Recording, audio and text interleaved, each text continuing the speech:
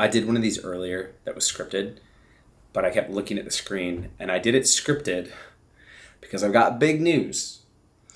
I have been diagnosed with ADHD in my 30s, and it explains so much.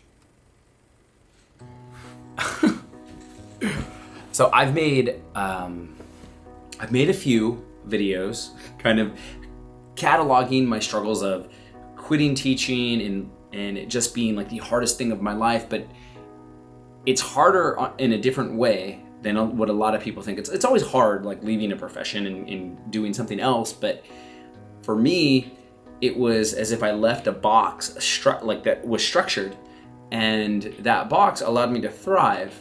I was a really fun teacher in the classroom. I thrived incredibly. I could connect with kids in ways that other teachers struggled to do or had to really try. And for me, I didn't really have to try, but I struggled with executive functioning, like keeping up with grades or responding to emails on time. I would stay late just to get my stuff done because everybody was gone. But the minute like a kid wanted to talk to me, everything gone, talking to them. And then I would go find another teacher friend and go talk to them. It makes sense to me now. And then I left that 9-to-5 and it became the hardest struggle of my life. And I have to tell you, I'm so blessed. My life, like I make videos for fun and for money.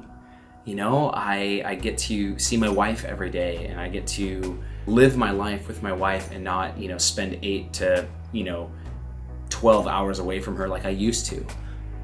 And that's a beautiful thing, but I struggle with the basic stuff that other people don't, like scheduling tasks, starting basic tasks, finishing basic tasks, organizing the priority of tasks, time management. I'm always late, and I just always thought that was just, it was like, oh, that's how I am. I just chalked it up to either being lazy or overly extroverted or something like that. This past year, I left teaching last May, and it's almost been a year. We're coming up, it's March. We're coming up to April and then May. I thought that it would be different. I thought that I would have accomplished a lot more, and I am thankful for this time because I don't think I would have ever gotten diagnosed if I didn't leave teaching. A place where I generally thrived. It got so bad that my wife and I really struggled. We really struggled together because just my little tendencies would just build up, and it's like death by 1,000 cuts, right? Just like the little things of like, I'm so hyper focused on my phone, right? It's like, dude, come on. They literally make these phones to like hook you, right? Now imagine having ADHD. I'm on this, my wife's trying to talk to me, she doesn't exist to me. And so she's constantly like, Kevin, you know what I mean? And it's hurtful. It's almost as if like the person that matters most in my life doesn't matter at all. It's like how she feels, And so it got to a point where enough was enough. And I went in and got tested. I went to a psychiatrist, and sure enough, ADHD combined, which is the new terminology, and it's been evolving so much. But inattentive, hyperactive, and impulsive. So, the trifecta of wildness. So I'm sure you probably already kind of had a hint or an idea that I had ADHD, but I did not. So here we are. This is why I scripted the first video, but I didn't like that I kept looking at the screen. So I'm lost. I had something that I was going to say. So now that this is where we're going. So now that I've been diagnosed, it's really helped me in a way because I'm able to truly go, okay, ADHD, that's what I've got. Let's get resources for it. Let's figure it out.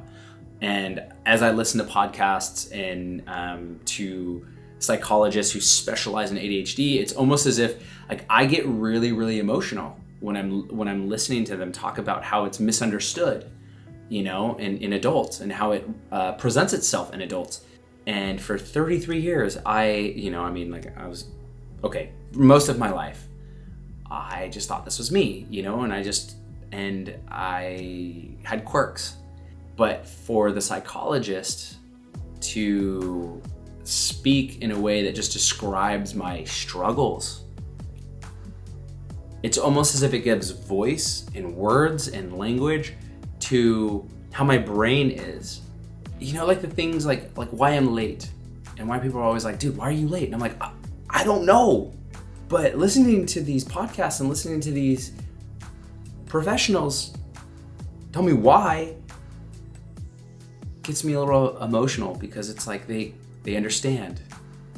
They're giving me a language, like a voice, so that I can say why. So this has been wild. Part of the reason why I haven't kept up to date with my videos, or why I'm falling off in some ways, or whatever, or crashing out, whatever, I don't even care. But this is real, and I know that there's a lot of kids out there, there's a lot of people out there that have ADHD, and I'd love to just share my journey. This is, my experience. I know that every experience is different, right? ADHD is not exactly the same in everybody. Sure, we have a lot of commonalities, and sure, people that don't have ADHD are gonna have ADHD moments, right? Inattentiveness, when they're like really tired and they just like can't hang, but it's not constant like it is for us, for ADHD, us, people with ADHD. You're my people now. So I'll share my journey a little bit more, and just the wins and the struggles, and how I'm getting through this, because it doesn't change overnight. It's going to be a process that is going to take me a while. And I really appreciate you guys walking through this with me, even these last, 6-7 months of content, and all of it. I love you guys, and I'm thankful for the community, and I know I need to be better at responding to comments, and that's an ADHD thing. I promise. I'm sorry, but I genuinely love you guys, and it means a lot to me that you watch the videos, and that you comment, and that you like them, and all that stuff. So this is me, Kevin, with ADHD, diagnosed at 33. Thanks, guys. I'll see you in the next one.